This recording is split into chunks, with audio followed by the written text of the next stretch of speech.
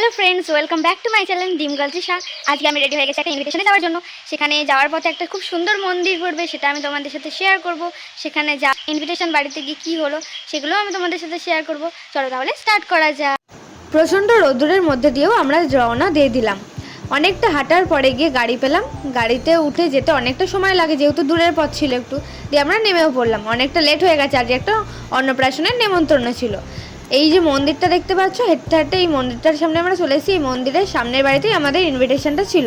যেহেতু মন্দিরটা 4টের সময় খোলে, তাই আমরা ভাবলাম আসার সময় মন্দিরে ঢুকবো। এখন সবার সাথে দেখা সাক্ষাৎ করে আমরা খেতে বসে পড়লাম। প্রথমেই দিয়ে দিল লাল শাক ভাজা। লাল শাক ভাজা দিয়ে খাওয়ার পরে দিয়ে দিল শুক্তো দিয়ে খাওয়ার পরে আমি একটু ভাত নিয়ে নিলাম। তারপরে দিয়ে দিল ডাল আর চিপস।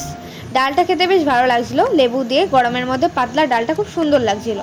এরপরে দিয়ে দিল এঁচোড় চিংড়িটা খুব টেস্টি হয়েছিল, খুব ভালো লাগছিলো। এরপরে দিয়ে দিল মাছটা আমার খেতে খুব একটা ভালো লাগে না, তাই একটু যা পারলাম খেলাম। তারপরে ঝাল লেগেছিলো প্রচণ্ড, খেতে পারিনি, তাই জল খেয়ে নিলাম। তারপরে দিয়ে দিল চাটনি, পাঁপড় দিয়ে চাটনিটা বেশ ভালো লাগছিলো। তারপরে দিয়ে দিল দই আর মিষ্টি। এই যে লাস্ট ফিনিশিং আমার এই যে খাবারের থালিটার এই অবস্থা ছিল। আমি বেশি খেতে পারিনি রোদ্দুরের মধ্যে এসে। খাওয়া দাওয়া শেষ, এবার চলো মন্দিরটা দেখা যাক। বাড়ি ফেরার সময় হয়ে গেছে, চলো যাওয়া যাক। ও মা, এত সুন্দর মন্দির তো আমি কোথাও দেখিনি, তাই একটু ভালো করে ছবি তুলে নিই, ভালো করে পোজ দিয়ে নিই। চলো এবার ভিডিওটা করা যাক।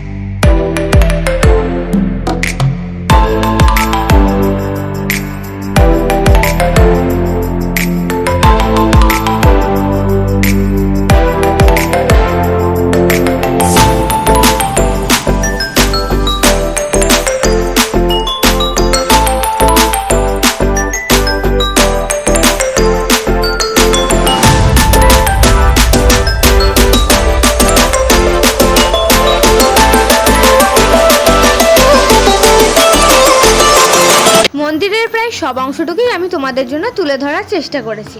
এবার মন্দির দেখানোটা পুরোপুরি শেষই হয়ে গেছে। চলো এবার তাহলে বাড়ি যাওয়া যাক। আর যদি ভিডিওটি তোমাদের ভালো লেগে থাকে তাহলে চ্যানেলটিকে সাবস্ক্রাইব করে দিও, ভিডিওটিকে লাইক, কমেন্ট অ্যান্ড শেয়ার করতে ভুলো না। চলো আজকের মতো টাটা, সবাই ভালো থাকবে।